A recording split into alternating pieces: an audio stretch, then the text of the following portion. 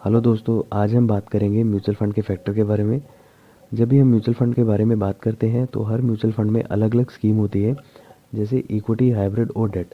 हर mutual fund scheme में अलग अलग रिस्क पैरामीटर होते हैं। ये कुछ म्यूचुअल फंड के फैक्टर हैं, जैसे safety, liquidity, return, convenience, ticket size और टैक्सेबिलिटी। सबसे पहले हम बात करेंगे सेफ्टी।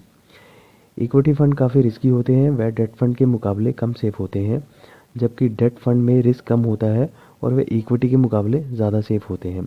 इक्विटी फंड कंपनी के शेयर्स में इन्वेस्ट किए जाते हैं, इसलिए उसमें हाई रिस्क होने के साथ साथ हाई रिटर्न होने के चांसेस ज़्यादा रहते हैं, जबकि debt fund government securities, bond और डिबेंचर में इन्वेस्ट किए जाते हैं, इसलिए डेट फंड में लो रिस्क होने के साथ साथ लो रिटर्न आते हैं। इसलिए जो लोग कम रिस्क या रिस्क नहीं लेना चाहते वह लोग डेट फंड में इन्वेस्ट करते हैं। दूसरा है लिक्विडिटी। जब भी हम म्यूचुअल फंड स्कीम के बारे में बात करते हैं, फॉर एग्जांपल अपॉर्चुनिटी फंड, कुछ ऐसी अपॉर्चुनिटी फंड होती हैं जिनमें 15 दिनों के पहले रिडीम करने पर कुछ एक्स्ट्रा लोड चार्ज पे करना पड़ता है। 15 दिनों के बाद रिडीम करने पर उसमें एक्स्ट्रा लोड चार्ज पे नहीं करना पड़ता। तीसरा है रिटर्न। म्यूचुअल फंड में पास्ट परफॉर्मेंस के बिहाफ पे एनालिसिस कर सकते हैं, पर ज़रूरी नहीं है जो हमें पास्ट में रिटर्न मिले हैं वह रिटर्न्स हमें फ्यूचर में भी मिले। कन्वीनियंस, ये काफ़ी आसानी से खरीदे और बेचे जा सकते हैं। टिकट साइज़, जितना ज़्यादा लोग किसी फंड में इन्वेस्ट करेंगे उसमें रिटर्न आने के चांसेस उतने ज़्यादा बढ़ जाएंगे।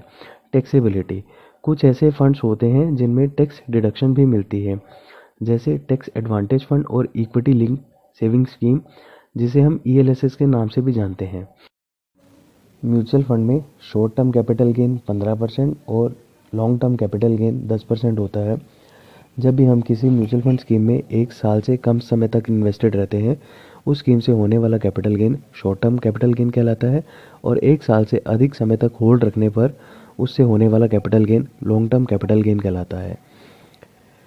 1 लाख रुपए तक कोई कैपिटल गेन नहीं देना होता, उससे ऊपर जितना कैपिटल गेन होगा वह शॉर्ट टर्म या लॉन्ग टर्म कैपिटल गेन के हिसाब से उसकी कैलकुलेशन होगी। अगली वीडियो में हम एसेट क्लास के बारे में जानेंगे।